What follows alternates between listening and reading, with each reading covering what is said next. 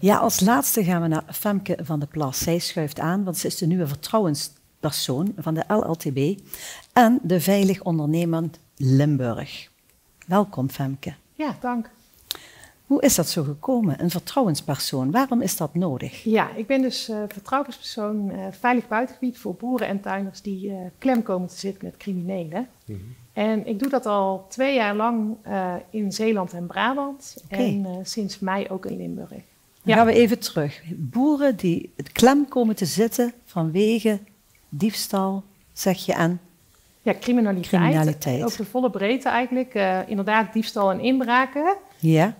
Maar aanvankelijk is mijn functie vooral eigenlijk geïnitieerd voor boeren die klem komen te zitten met criminele drugsnetwerken eigenlijk.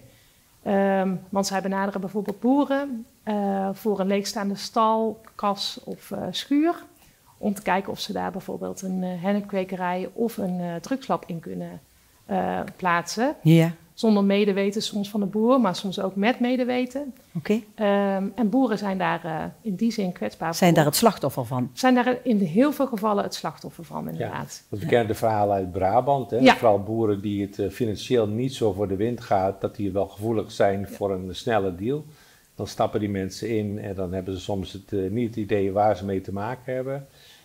Is dat een situatie die we ook tegenkomen in Limburg? Ik ben nu een paar maanden actief hier. Nou ja, wat we vooral zien is dat boeren van nature niet snel geneigd zijn om met crimineel aanbod mee te gaan. Maar dat de combinatie van omstandigheden maakt dat ze kwetsbaar zijn. Ik maak bijvoorbeeld casussen mee waarbij boeren echt misleid worden. En waar wij eigenlijk allemaal wellicht ingetrapt zouden zijn. En nou goed, ze zijn kwetsbaar doordat dat buitengebied, dat je daar eigenlijk een grote mate van anonimiteit hebt. Minder wijkagenten bijvoorbeeld, maar ook een lage meldingsbereidheid is heel fijn voor criminele netwerken. Ja. Tel daarbij op dat er in het buitengebied veel leegstand is. En dat is ook heel aantrekkelijk voor die criminele netwerken. En dan een doelgroep. Wat ik gewoon merk is dat criminele netwerken precies weten bij wie ze moeten zijn. Dus die boeren en tuinders die wellicht waar het minder goed mee gaat, zij weten waar ze moeten zijn. En dat maakt het eigenlijk heel waardevol dat ik deze functie ook mag vervullen. Ja. Hoe groot is het probleem? Nou, hoe groot het probleem is natuurlijk heel moeilijk te zeggen. Want het speelt zich af in de illegaliteit, dus we hebben niet het complete beeld. Maar cijfers, bijvoorbeeld van Brabant en Zeeland, laten zien dat 1 op de 5 boeren benaderd wordt door criminele netwerken. In het noorden is recent ook een peiling geweest, dat was 1 op de 10. En in Limburg gaan we die peiling elk moment uitvoeren. Dus dan hebben we ook Limburgse cijfers.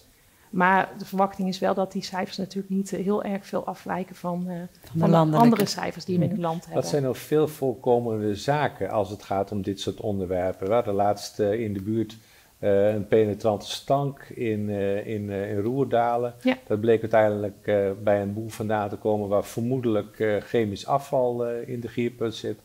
Dat zijn allemaal trucs die uitgehaald worden. Laatst ook meldingen in Venlo van een aantal incidenten. Wat zijn nou typische voorbeelden van zaken waar je veel mee te maken hebt? Nou ja, inderdaad die drugsdumpingen, hè, dat is wat je ziet. Want die criminele netwerken moeten het spul eigenlijk gewoon kwijt. Inderdaad, de boeren die worden benaderd voor hun stal. Dat is ook iets. Maar daarnaast zie je ook eigenlijk hele andere, bijvoorbeeld agrarisch loonwerkers, die bijvoorbeeld gevraagd worden om containers in te graven, waar dan vervolgens ook weer iets in geplaatst kan worden. Ja. Maar ik heb eigenlijk geen boer of tuinder gesproken die nooit slachtoffer is geworden van diefstal of inbraak. Dat is eigenlijk wel wat het meeste speelt in het buitengebied. Dus bijvoorbeeld zitmaaiers, shovels, GPS-apparatuur dat gestolen wordt. Ja. Wat is dan jouw rol als vertrouwenspersoon? Dus een boer overkomt dit of zit in een bepaalde situatie, hij zit klem zoals je zei, of zo'n gezin zit klem. Ja. Wat wordt dan jouw rol? Nou ja, wat we dus zien is dat boeren en tuinders benaderd worden, maar dat ze dat niet vaak melden, bijvoorbeeld bij de politie. En ook niet bij Meldmisdaad Anoniem. Daar voelen ze zich niet prettig bij. En ik vervul dus een brugfunctie naar bijvoorbeeld politie en Meldmisdaad Anoniem. Bij mij kunnen ze dus inderdaad in vertrouwen melden. En ik leg hen dan uit wat dan de beste optie is. Want dat kan nog wel eens verschillen, zeg maar.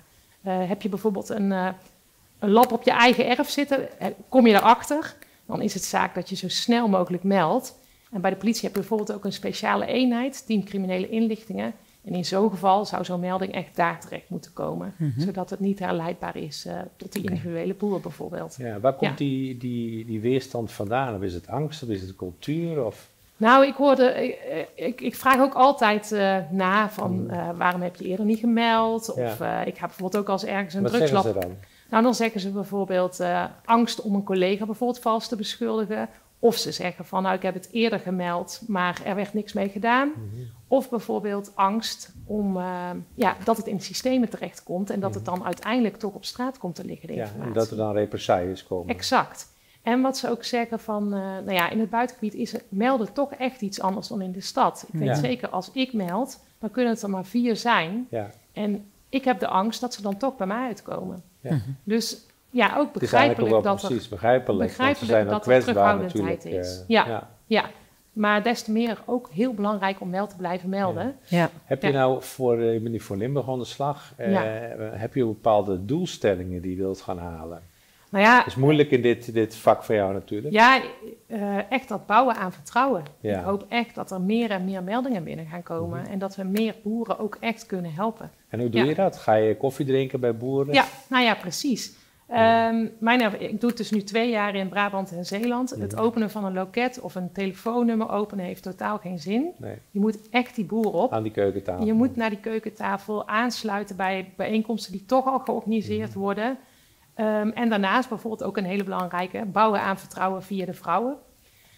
In mijn werk merkte ik ook heel duidelijk dat heel vaak heb je het gesprek met de man.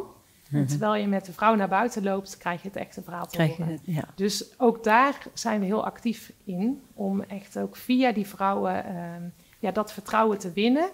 En inderdaad die verhalen en signalen op te halen. Ja. Zijn boeren nou ook, we hebben de laatste 2, 3, 4 jaar een hele nieuwe situatie gekregen in het boerenleven. Zijn boeren daardoor ook meer kwetsbaar geworden voor dit soort situaties? Zeker wel. Zowel financieel, toekomstperspectief, dat er echt anders onzekerheid. Uitziet. Maar ook bijvoorbeeld toch ook het gevoel niet gezien en gehoord te worden door de rest van de samenleving. Ja. En ook door Den Haag. Je krijgt alles toch terug. Ja. Het beleid speelt allemaal mee. Hè? Een tijd lang waren ze de helden en deden ze wat Den Haag graag wilde. En op een gegeven moment hebben we met z'n allen besloten, dit kan toch niet zo langer doorgaan. Ja, en dat anders. Doet pijn. En nu zijn ze in één keer...